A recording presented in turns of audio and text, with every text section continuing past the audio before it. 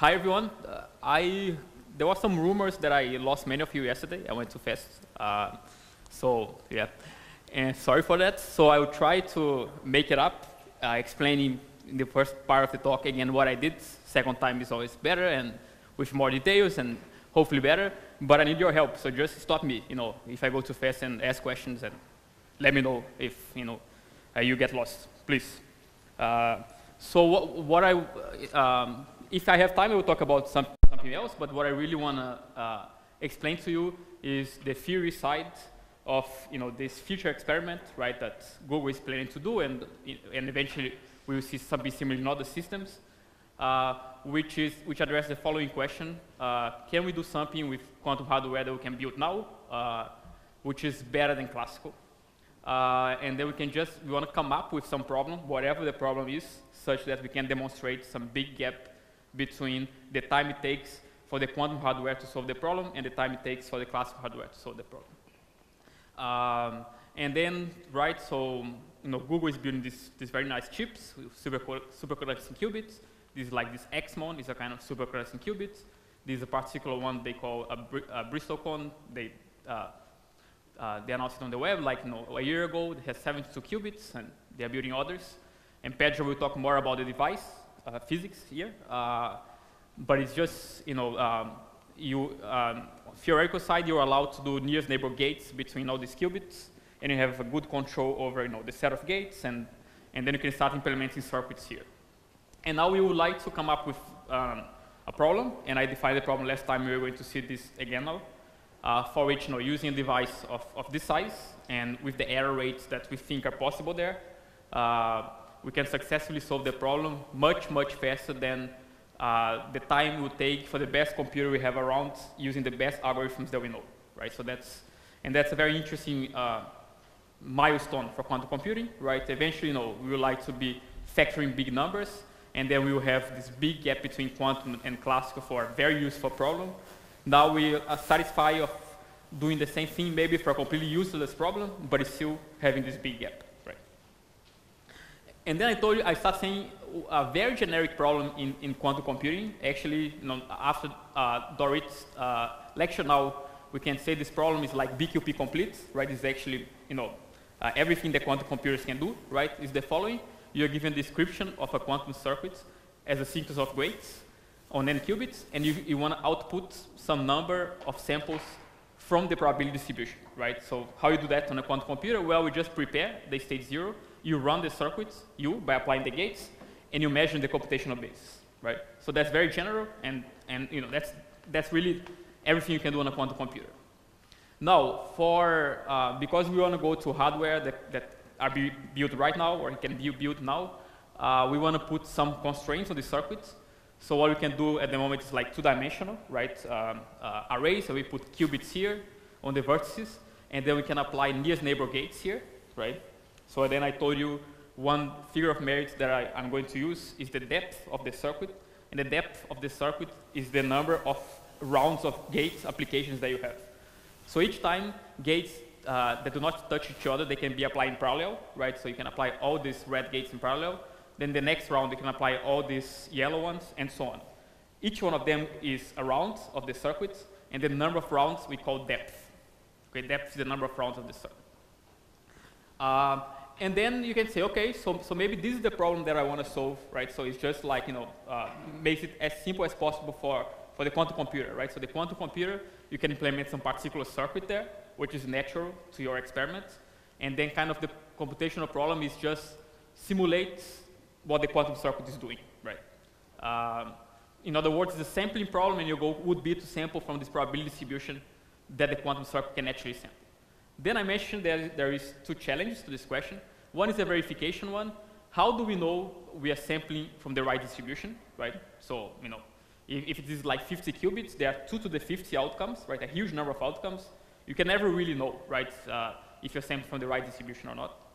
And then there is an even more important problem, I think, that is, it's a real experiment. There is noise there. So actually, the quantum computer is not sampling from this distribution, right? But it's sampling from a noisy version of this distribution. So how we handle this? Yes? What is the right distribution? What do you mean you're sampling from the right distribution? What The right distribution is the distribution that experiments sample from, which is some version of this where you have decoherence on top of it, right? Where you have like some imprecision in the gates you apply, and you have some decoherence from the environment on top of it, right? So this leads to a distribution of measurements, and that's the distribution you sample from experimentally. Right? Yes? Now, x takes 2 to the n value. Correct. How do I sample from, what do you mean by sampling? When you sample? No, I mean, sample means that you run the experiment once, you measure all the qubits in the end, and you just get a bit string, right? This is one sample, is one bit string that you get. Then you do it again, and you get another bit string. This is a second sample. It doesn't mean that you write down each of the probabilities. It doesn't mean that you write on a piece of paper the probability distribution. X takes 2 to the n value. No, x, yeah, there are 2 to the n possible values for x, but x is just n bits, right? X is a list of n bits, right? But I want to find the function p of x. No, you don't. So that's the difference. So you don't wanna actually write the function p of x on paper. You just wanna produce x's according to this probability distribution. This is what it means samples, right? So sample would be really just to simulate the idealized version of the quantum experiment. Right? This would be solving the sampling problem. But indeed, you get to the point that sampling problems, they are hard to understand and they are a bit confusing. That's why we want to get rid of the sampling problem. And this is where we're going for. Yes? So you can define the sampling problem. It's a well-defined problem. You don't have to talk about the machine. But the point is that if you try to use the quantum computer to solve this problem, you cannot really, because if you had no noise in the quantum computer, you could, right? If you implement this circuit. But because there is noise, you cannot, right? So you can sample from another distribution which is related to this one, but there is noise on top of it.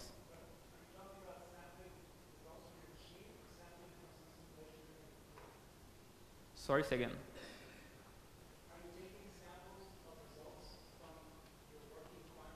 Yes. Or are you sampling results from theory? No, I mean, this is a problem, and the goal of the problem is to output bit strings which are sampled according to this distribution which comes in the definition of the problem. And now you can ask, how can I solve this problem? One way to solve the problem is to use a quantum computer, right? And then physically implement the circuit and physically measure. And then if there was no noise, you'll be indeed solving the problem. But you can use some classical algorithm to solve it, right? So how you solve it, you have many choices. But the definition of the problem doesn't involve any device in particular, right? Dory, if you want to say something, maybe you can help.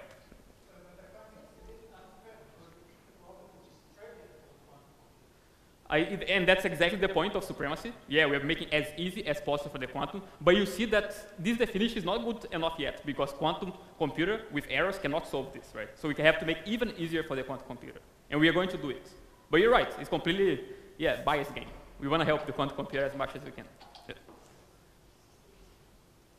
Okay. So I told you, right, the circuits that we consider for experimental reasons is this nearest neighbor gates in a two-dimensional lattice, but even more, so we will also want to choose each gate, the gates that we apply at random. So you want to take some universal set of gates. This could be like, each 2-qubit gate is a control Z plus random single qubit rotation, so it can be something else.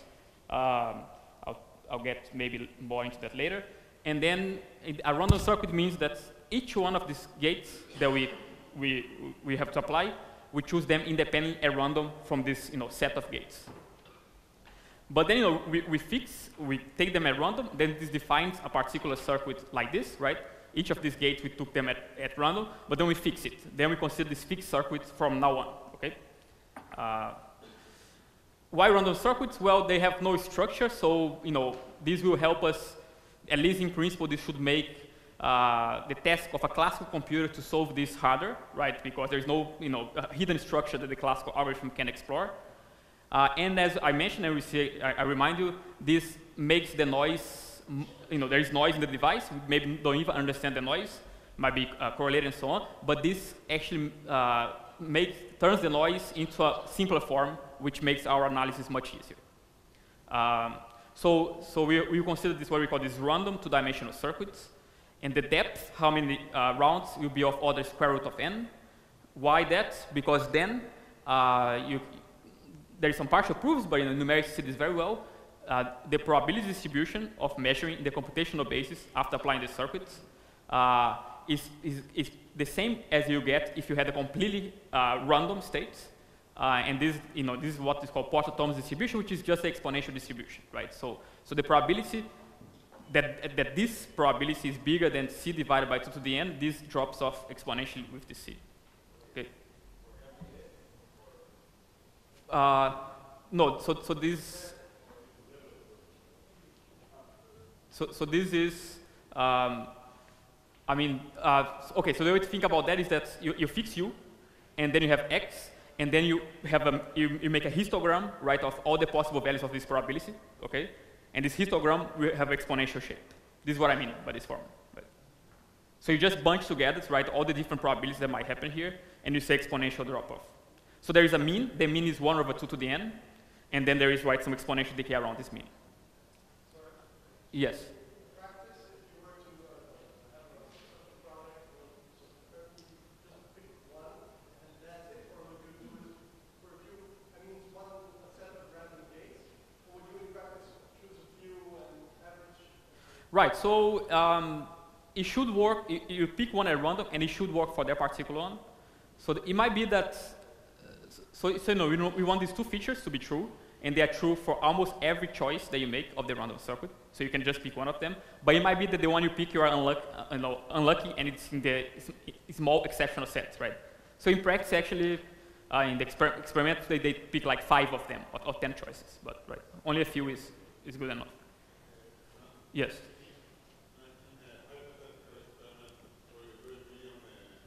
Samples. Yeah. Yes. You never get the same value twice, right? Yeah. It's very unlikely, yes.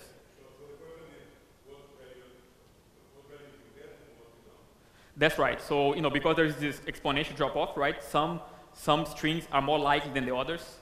And if you're sampling from the right thing, you should be seeing these more likely strings, right? Yes. No, they don't repeat. Yeah. Yeah. Okay, so to tackle this challenge that I mentioned here of the sampling problem, first is confusing, right? Second, it's hard to know you're sampling from the right thing. Let me define a new problem, which is the one we're going to consider, which it's called Cross-Entropy test or Cross-Entropy challenge, and these are like a linear version of it because there is other versions that you could consider. So that's the definition. So this is the definition. So you're given a circuit, right? For every circuit, you can define this test on n qubits, and your goal is to output k n-bit strings, x1 up to xk. So each one of them is an n-bit string. And these bit strings, they have to satisfy this constraint, okay? So what is the constraint? You have 2 to the n divided by k. You sum from I to k.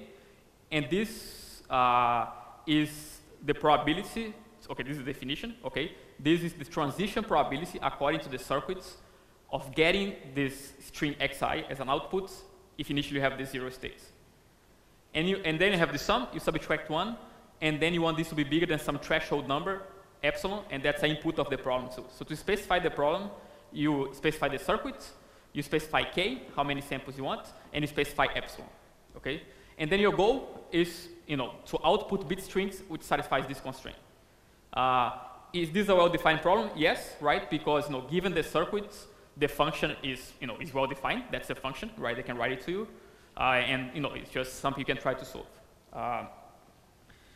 Okay, now there is this issue, right, that, so what will be the point of supremacy? The point of supremacy will be to argue that for experiments that can be done in the near term, if you choose wisely the value of epsilon in the circuits, then you can solve then you can solve this problem on the quantum computer really quickly in a matter of like a minute or less. But if you use the best methods that we have, for example, with 50 qubits and depth around 16, 17, you can solve this in like minutes. But if you use, Summit, the best supercomputer, this will take 2 weeks. Okay, so there will be this big separation, which is cool, right? Even though it's indeed an artificial problem. But now there was some confusion yesterday, and it's a good point because everyone always gets, at some point gets confused about this, which is say, well, maybe you're cheating because it's very hard to compute this function itself, right? So how do you know you're solving the problem, right? And it's true. So to check that you pass the test, that you output correct answer to the test, we have to evaluate the left-hand side of this expression, right? So you have to compute these pxi's. So we have to compute these transition amplitudes, right? Sorry, these transition probabilities. And as we will see, it's very hard to compute them. Okay, so it takes at least as much time as the time it takes to solve this problem classically, as far as we know.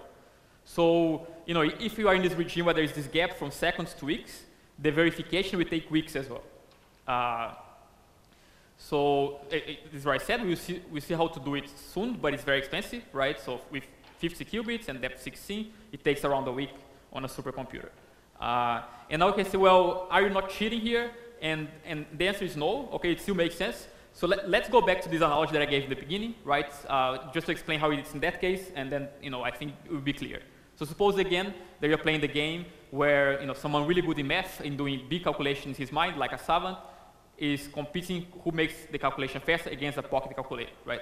And then the challenge, what defines the problem, two integers, these two, that you have to multiply, okay?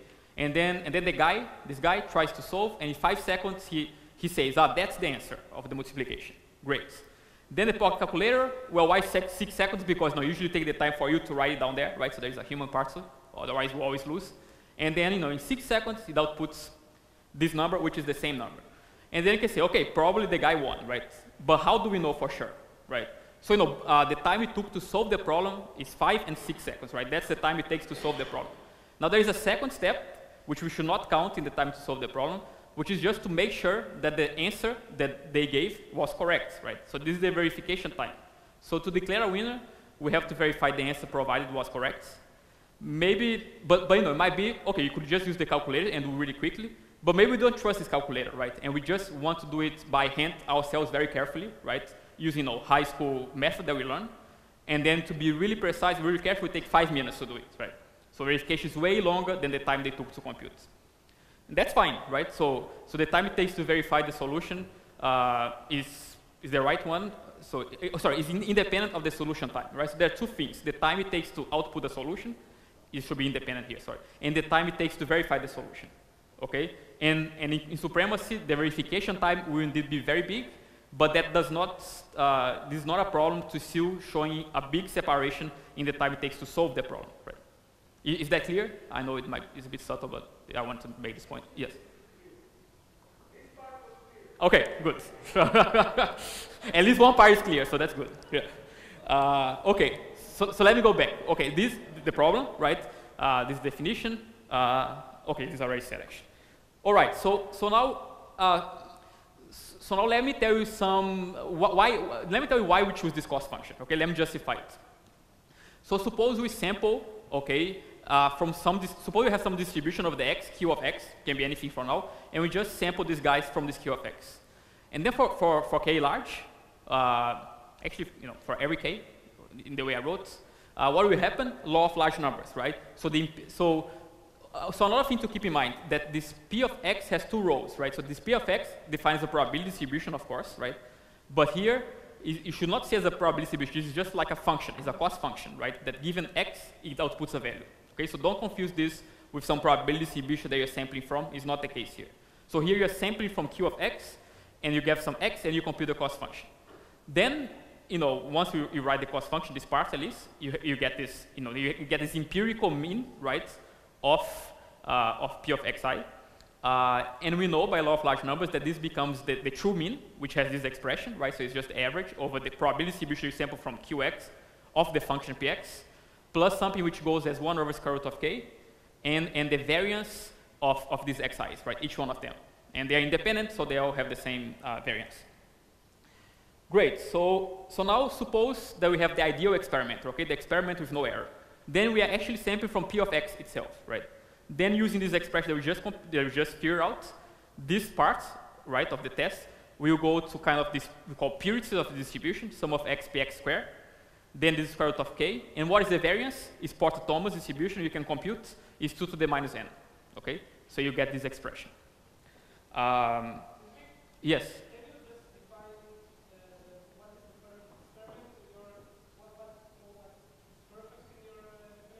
Yes, so the idealized experiment is where you implement the circuit, right? The circuit is fixed, is this circuit, and you measure the computational basis, but there is no error, so you implement exactly the circuit. Okay. Great, then you get this. Another important thing that it also follows from the fact that this px follows a Porter-Thomas distribution exponential, you can compute the value of this purity, and it's actually 2 to the minus n plus 1. Okay? So if p of x was completely uniform, maximally mixed distribution, this value would be 2 to the minus n. So you have this plus 1. So it means that this, this output distribution has 1 bit of entropy less than the completely uniform one, right? So it's very, very mixed, okay? And this makes you wonder if, if this is actually the right direction. But this 1 bit of entropy is enough to, to tell them apart, and we'll see that. Okay, so now let's put. Yes, that's right. So if you have sorry. These two? No, I mean this result is valid as long as you are sampling this xi's according to px, right? Then this is true, okay? But this is true for every choice of the circuit U. Now suppose that U is also, the gates were chosen at random, is a random circuit. Then actually, we can evaluate this. It's a computation that I leave to you as an exercise, but you can do. And that's the value. Okay, so for a random circuit, for an arbitrary circuit, this can be whatever you want, right? This can be many values. But for random circuits, actually, this has a well-defined value, and is this one. Now, we can put these two expressions here, right? So this empirical mean we replace by this guy, and this purity we replace by 2 to the minus n plus 1. And then, up to this factor, which is pretty small, we see that if you had the perfect experiment, meaning you are sampling from px, you would pass this test even when epsilon is 1, okay? Which is the maximum value can be. So in the perfect case, this linear cross-entropy, which is this left-hand side, gives 1, okay? This comes from what you get from law of large numbers, or from Chebyshev, I guess, is that the deviation has the variance of the random variables there, right? Sorry, not the variance, the standard deviation of the random variables, and the standard deviation for Porter-Thomas is 2 to the minus n. Oh, so indeed, yeah, maybe this was your question, I got it wrong, right? So this is true in general, even if it's not random the circuit, but to get this variance to the this standard deviation 2 to the minus n, I'm assuming that is a random circuit. So. Yes?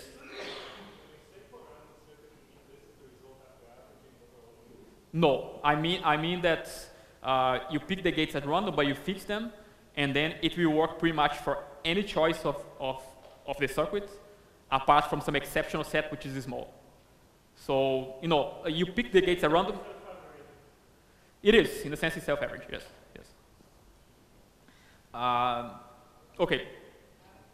Yes.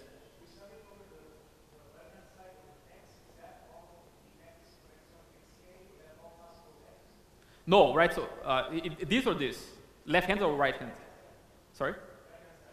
No, okay, so now this is over all 2 to the n possible values of x, right?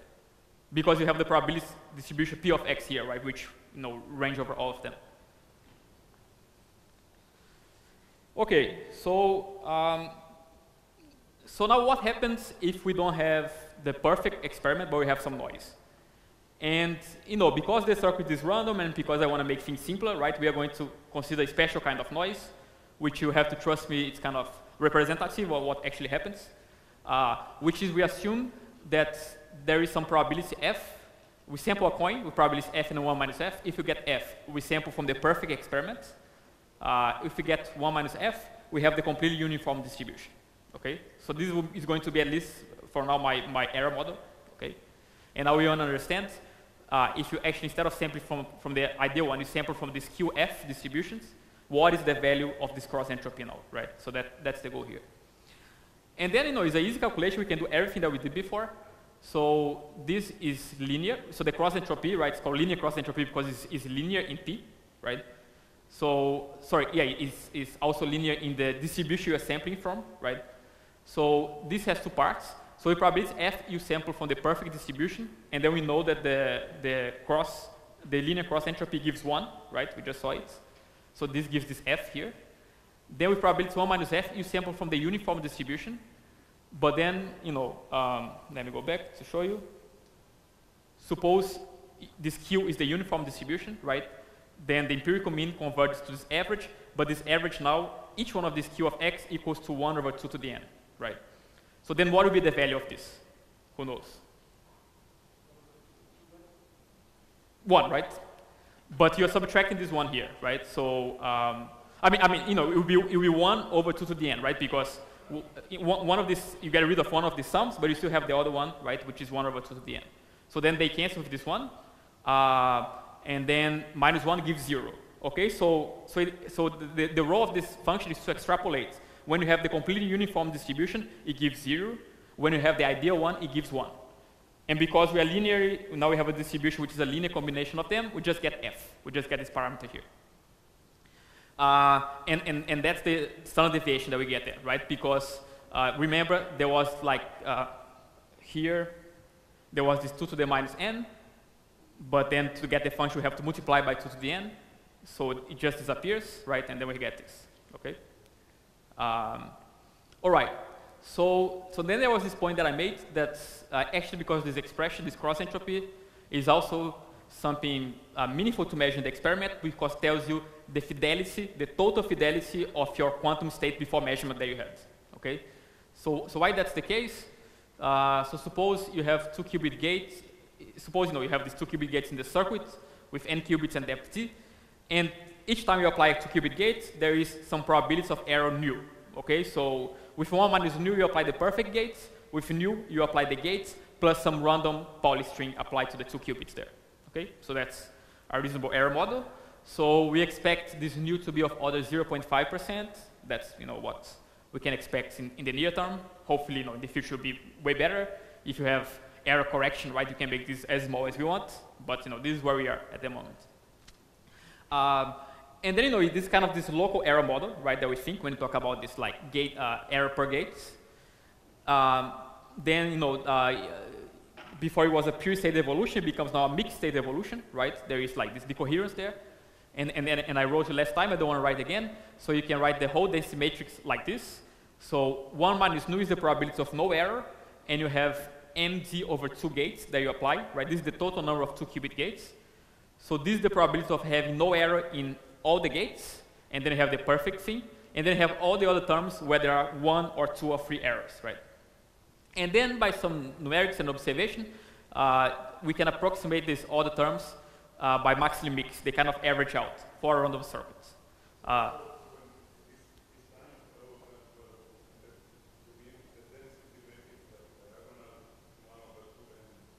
Yes.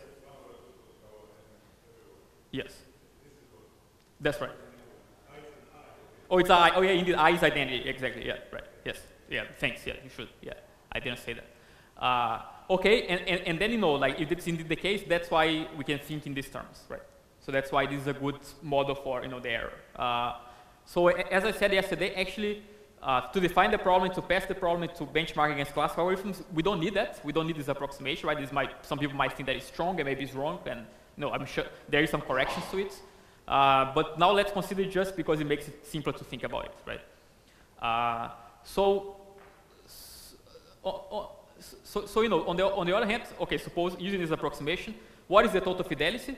It's just the trace of this density matrix with the perfect thing, which is this rank 1 projector, right? Then if you do the fidelity, the fidelity of this part gives 1, so the fidelity is this number. And then plus what the maximum mixed state gives, but this is exponentially small value. So this kind of the survival, the probability of having no errors at all, which is this number, this is the fidelity of your true experimental state before measurements with the ideal one, okay? And that's why we can say that this cross-entropy measures fidelity, right? So really, this number here, f, is really, you can think of it as the fidelity of your final state before measurements, right? Assume that the measurements are not noisy, and they are noisy, but then you can put the noise, in the circuits by hand, and then define again.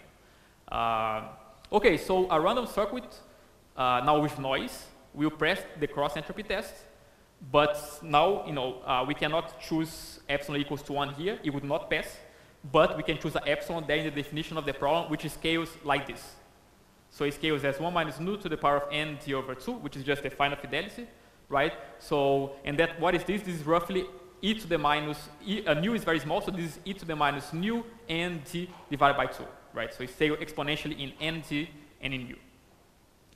What is k? Well, remember, right? So we want to pass the test, but there is some statistical fluctuation, right? So actually, once we compute this empirical mean, it doesn't give f, it gives f and like plus minus some completely random number between this interval, right? So this can it will fluctuate around f, but you want this fluctuation to be much smaller than f. So we need to choose the number of samples to go as 1 over f squared, right? So great. So we set so now we achieve at least one thing: to be able to have a problem for which this noisy quantum computer can solve. We know what we have to do.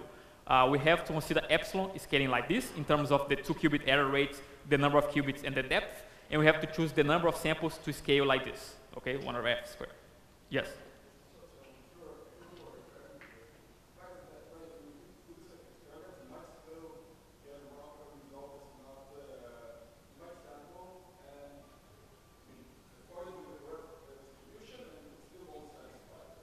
That's right. But yes.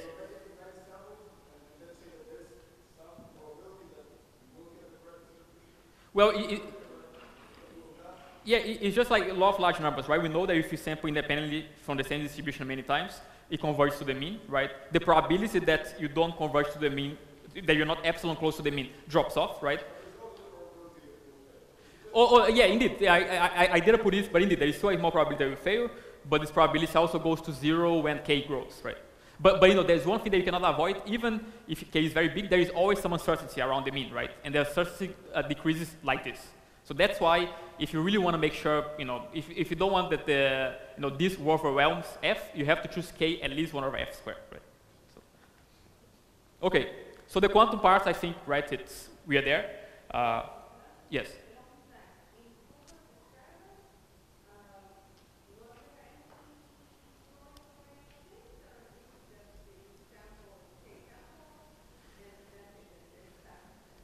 So maybe I shouldn't talk about it. Yes, but I'm not even sure if I know the right answer. Pedram will know better, so you can try it. Pedram is here. I don't know if he's here, but yeah. Okay. So let's put some numbers. Okay. So suppose again, right? 50 qubits, depth 20, 0.5 error rate for 2 qubit gates. Then the fidelity is like 0.08 if you do the math. So pretty low, okay? So we'll be satisfied with that, okay? So we'll be operating in a realm where, in a regime where this fidelity is actually not close to 1. It's pretty low, but still decent, right? So, it's kind of remarkable that with 50 qubits and depth 20, you can get 8% fidelity, right? So it's not bad, but it's still, right? So we will handle that. Yes? Oh, we don't. So, but again, actually, the random circuit takes, this is all like based on numerics, experiments, and heuristics, right? It's not something, we like to understand this better. But the random circuit, even if you have correlated noise, if it's not like completely correlated, but decaying fast, it scrambles you and maps to some white noise. So this is then it gets more complicated if you have a more complicated model, right, of error, right? But here, indeed, to get these numbers, I'm assuming like, this 2 qubit. But actually, superconducting qubits, and then Pedram can say that better, but what I hear from the experimentalists is that it's a very good approximation. You can really think like that. Each gate has its own error, okay, that you can determine by randomized benchmarking or by, even applying this test to 2 qubits. And then in the end, it will scale like that, the total fidelity. So this assumption of independent noise seems to be working well there. Yes?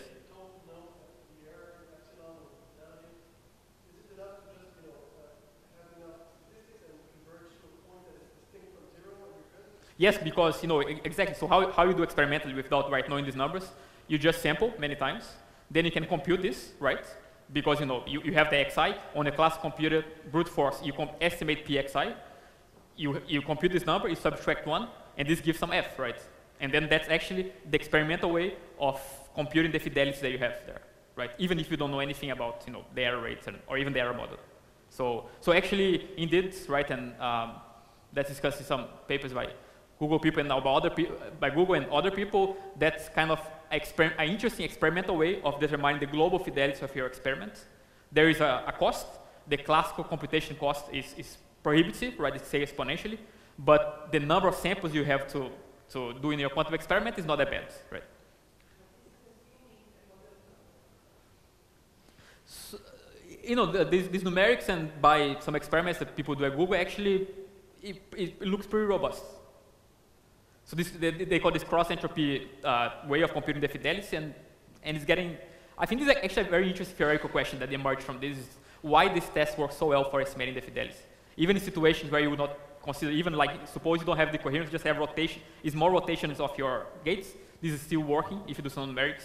So it's kind of, I find remarkable, but it works well. Okay, so when did I start? Because I didn't keep track. I started at 4, right? Oh, okay. So how much later? Like 5 minutes or 10 minutes? 5 minutes? Oh, okay, thanks, you're sharing. Okay, yeah, okay, good. So let me tell you something for 5 minutes, and then we'll have a short break, and then we continue. So we took care of the quantum parts. Now, there is we define a problem, right? This one, with where we choose the gates at random, and where epsilon is given by this, if you know nu, or just given by whatever you get if you just sample the experiment many times. You look until you converge to some number, and this number is some number which defines epsilon, right? You can also think like that. So we just define the problem in the way that the quantum is working, and now we want to understand how hard it is to do the same thing classically, right? So that's our goal now. Yes. Sorry, second. Yeah, so it's what I said, right? So you have the experiment, and then you just run it once, you measure the qubits, you get some bit string x1, right? You do it again, you get x2, you do k times, you get x1 to xk. Then you just compute each one of these transition probabilities, right? Remember, this is just a transition probability, and you know the circuit, so in your class computer, you can compute it, right? It takes a long time, but you can do it, right? At least, if these numbers are not too big. Then you do it, and then you can just, compute this function and get some number, and that will be f, right? So you just have to sample. So, if you're, of course, the number of samples that you have to do grows if the fidelity is lower and lower, but it grows like some constant over f squared, so it's not that bad. Okay, classical algorithms. So we want to now think about what is the best way of passing this cross-entropy challenge. And as far as we know, it seems that if we want to output these bit strings that will pass the test, we must necessarily compute a bunch of these transition probabilities and then use them to output these more likely bit strings. More technically, the way you do that is, remember, for a random circuit, this distribution is not that different from the completely uniform, right? It has one bit of entropy less. So whenever you want to sample from a distribution that you like to sample, but you can't directly, but you actually can sample from a distribution which is not too different, and you can compute transition probabilities of the distribution of interest. There is a method called rejection sampling, and allows you to sample from the distribution you want, using samples from the proxy distribution and a little and some computation.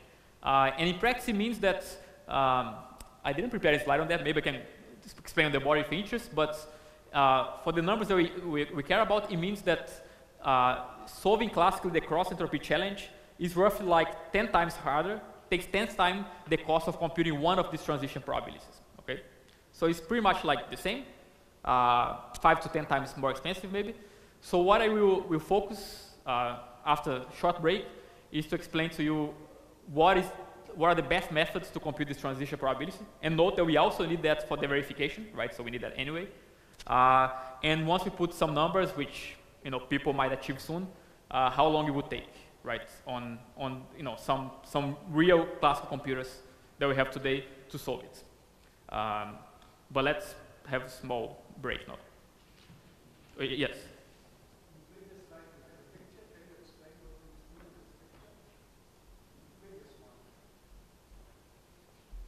picture. This one? Oh, I explained last time. Yeah, this is just is a paper by Google people, 2016, where they proposed this supremacy experiment. Actually, it's a nice paper, theoretical paper. And what they did that is exactly that. So is what I explained last time too. So if you just have the ideal thing, a circuit with no noise, and then you just do the histogram of all the probabilities that you get, of the transition probabilities that you get, is this exponential curve that I told you. It's like this Porter-Thomas distribution. This is blue. But now suppose you consider when there is errors, and suppose you consider when there is one error. So there is, n, d positions to have an error there, and you insert one Pauli error there, and then you average over, all the positions for the error. It becomes completely flat. And this is like this approximation by Max Limits. This is what it means. This is just a plot to explain you this kind of averaging that happens for random circuits, that once you have error, they average out to white noise. Any more questions before we stop for a little bit? Okay, so let's come back 5 minutes.